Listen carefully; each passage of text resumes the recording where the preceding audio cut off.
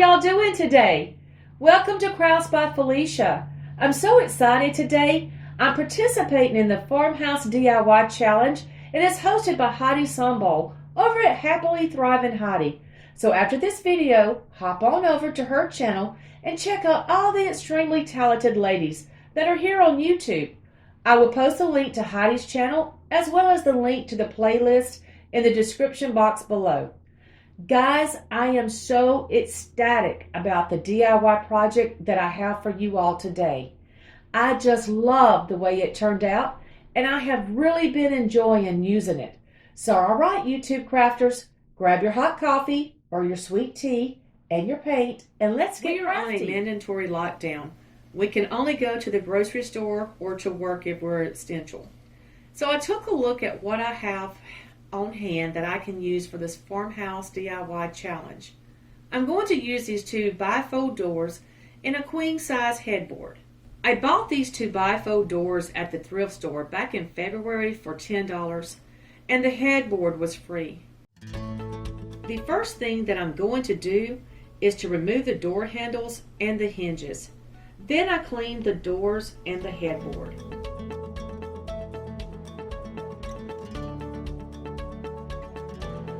Once everything was clean, I used my husband's spray gun and painted the doors. I used some blue paint that I had on hand from a previous project.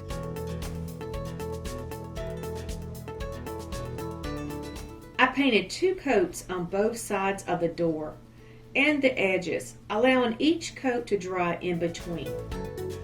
Next, I disassembled the headboard. That was a little harder than I had thought it would be, but I managed to my way through it. After the headboard was finally disassembled, I measured the width of my doors and cut the headboard to match the width of the doors.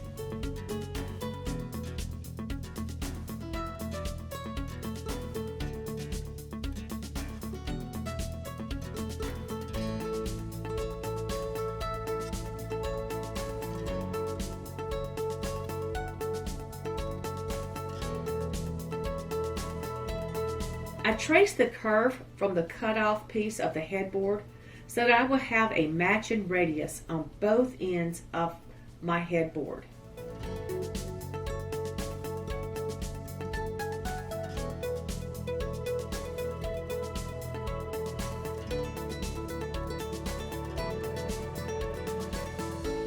I used my jigsaw, or should I say my husband's jigsaw, and cut my radius out. And then I used a sander to smooth the edges up.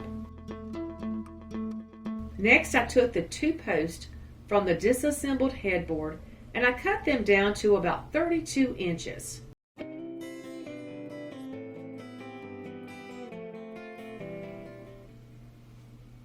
Using my sander, I just sanded down my cut edges.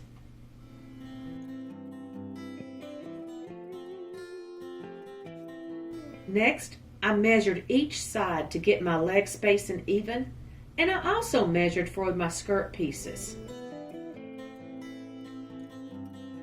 Using the bottom rail of the headboard, I cut out my skirt pieces. I used my drill and I attached the legs to the tabletop using some long wood screws. After the legs were attached, I used some more wood screws and attached my skirt pieces.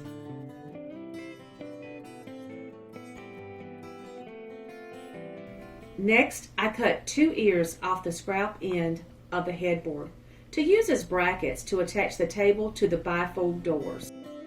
This is my table fully assembled. Next, I'm going to paint my table with 2 coats of the blue paint, allowing each coat to dry in between. Using a scrap piece of wood from the leftover part of the headboard, I attached it to the back of my doors. After the paint had dried, I went ahead and attached the table to my doors.